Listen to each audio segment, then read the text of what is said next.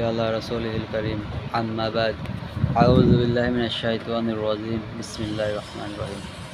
मेरे मोहतरम दोस्तों আজিজো, আজকে কিতাবুল ফিতনা হইতে একটা অথবা দুইটা হাদিস নিয়ে আলোচনা করব। কিতাবুল ফিতনা একটা হাদিস এরকম যে এমন একটা সময় বা এমন একটা জামানা আসবে যখন মেয়েদের ধরে ধরে তাদের পেট কাটা হবে। আজকে ভাই ওই সময় ওই জামানা চলতেছে। হাদিসে আসছে এরকম যে ধরে ধরে মেয়েদের পেট কাটা হবে। আজকে দেখেন আমাদের দেশের প্রায় 80% প্লাস গর্ভবতী মহিলাদের সন্তান হইতেছে সিজারে, তাদের কিন্তু পেট কাটাই হইতেছে। হাদিসের সাথে এটা পুরোপুরি 100% মিলে গেছে। ধরে ধরে মেয়েদের পেট কাটা হইতেছে একটা হাদিস। আরেকটা হাদিস হইতেছে এরকম যে এমন একটা সময় বা এমন একটা জামানা আসবে ফেতনা মানুষের পকেটে পকেটে ঢুকে যাবে, শুধু ঘরে না, মানুষের পকেটে পকেটে ফেতনা ঢুকে যাবে।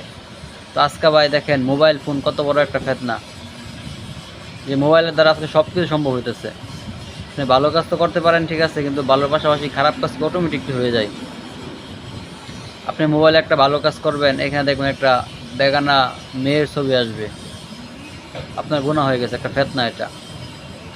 মোবাইলে আপনি কোরআন শরীফ তেলাওয়াত করতেছেন, এর মাঝখানে দেখবেন একটা মেয়ের ছবি এসে পড়ছে, নগ্ন একটা মেয়ের ছবি এসে পড়ছে, আপনার গুনাহ হইতেছে, তখন গুনাহ হয়ে যাবে। এরকম ভাই মোবাইলে তো ভালো কাজ করার পাশাপাশি অনেক খারাপ কাজও করা, যেমন বর্তমান মোবাইলে জুয়া, ক্যাসিনো, এমন কি নাই যে করা যায় না। মোবাইলে একদম মার্ডার, খুন, সব কিছু আজকে মোবাইলে করা যেতেছে। তো মোবাইল মানুষের পকেটে এটা কি ফেতনা মানুষের পকেটে ঢুকে গেছে। তো দুইটা হাদিস, একটা যে শেষ জামানায় মানুষের নারীদের ধরে ধরে পেট কাটা হবে, আজকে এটা অ্যাভেলেবেল হইতেছে। আর একটা যে এমন একটা সময় বা জামানা আসবে যে ফেতনা মানুষের পকেটে ঢুকে যাবে। তো আজকে ওই ফেতনার জামানা, ওই সময় চলতেছে, প্রত্যেক মানুষই মোবাইল ফোন ইউজ করতেছে।